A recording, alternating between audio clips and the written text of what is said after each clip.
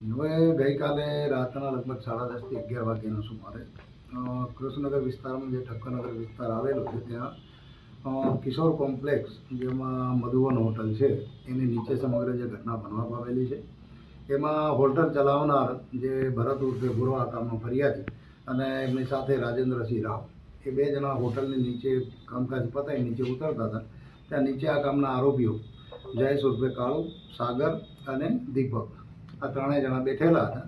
તે નીચે ઉતરતા આ લોકોએ કીધું હશે કે ભાઈ અમને તમે હાઈવે સુધી ઉતારી દેજો ને. તો આ કામના જે ફરિયાદી છે એને એવું કીધું કે ભાઈ પહેલાં હું મારા શેઠને ઘરે ઉતારી આવું, એવું હશે તો પછી તમને ઉતારી દઈશ. જે બાબતે આ લોકોએ પછી કંઈક બોલાચાલી ગાળાગાળી કરી અંદર અને ઝપાઝપી કરતાં બે જણાએ આમાં પકડી રાખેલ અને આમાં જે મુખ્ય જે આરોપી છે જયેશ ઉર્ફે કાળુ એને એની પાસેની રહેલી છરી અને કાતરકોટે જે છે આ રાજેન્દ્રસિંહને જે અલગ અલગ ગળાના ભાગે, માથાના ભાગે અને પેટના ભાગે અલગ અલગ 4 થી 5 ઘા મારી દીધેલા, જેના લીધે મરણ ગયેલ છે.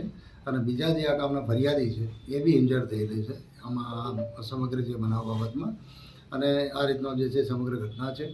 તો તાત્કાલિક ત્રણેય આરોપીને અટક કરેલા છે અને અત્યારે એ લોકોને વધુ પૂછપરછ ને વધુ ગુનાહિત ઇતિહાસ બાબતેની જે તપાસ ચાલુમાં છે. અને પ્રાથમિક દ્રષ્ટિએ જે અત્યારે જે જાણવા મળ્યું છે એમાં જે મુખ્ય જે આરોપી છે જયેશ ઉર્ફે કાળુ એના વિરુદ્ધમાં લગભગ 7 થી 8 ગુનાઓ દાખલ થયેલા છે. અગાઉ પાસામાં પણ જઈ આવેલો છે, એની ગુનાહિત હિસ્ટ્રી આવી છે અને અન્ય આરોપીઓ બાબતની પણ ગુનાહિત હિસ્ટ્રીની તપાસ અત્યારે ચાલુમાં છે. સાહેબ, મૃતક કોણ છે, તેનો શું બેકગ્રાઉન્ડ, શા માટે અહીંયા આવ્યા હતા તેની હકીકત? ના, મૃતક જેમ ફરિયાદીના કહેવા મુજબ આ લોકો જે છે આ મધુવન હોટલ પોતે જે ચલાવે છે અને એના માલિક છે અને આ કામે જે ભરત છે એને ત્યાં કામ કરે છે માણસ. એ રીતનું સમગ્ર અત્યારે જે પ્રાથમિક આપણે જે ફરિયાદના આધારે અત્યારે આટલું કહી શકાય. બાકી વધુ તપાસ અત્યારે ચાલુ છે.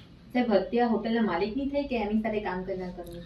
નહીં, અત્યારે જે છે એના માલિક જે રાજેન્દ્રસિંહ રાવ કરીને એની થઈ છે અને જે આ કામનો એનો જે સાથે એને ત્યાં જે નોકરી કરે છે ભરત ઉર્ફે ભૂરો એ આ કામે ફરિયાદી છે ને એને બી ઈજા થયેલી છે. ઓકે.